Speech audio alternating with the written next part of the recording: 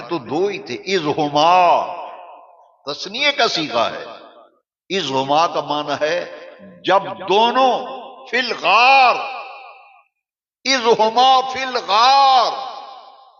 اللہ کریم فرماتا ہے جب دونوں غار میں تھے تو دونوں میں سے دوسرا اپنے صحابی کے لیے، ساتھی کے لیے کہہ رہے تھے لا تحزن،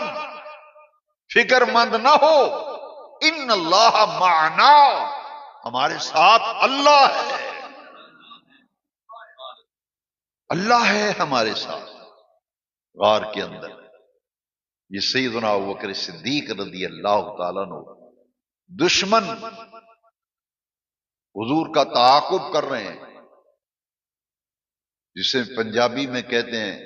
کھرا ڈھونڈتے ڈھونڈتے تلاش کرتے کرتے غار کے اوپر پہنچ گئے،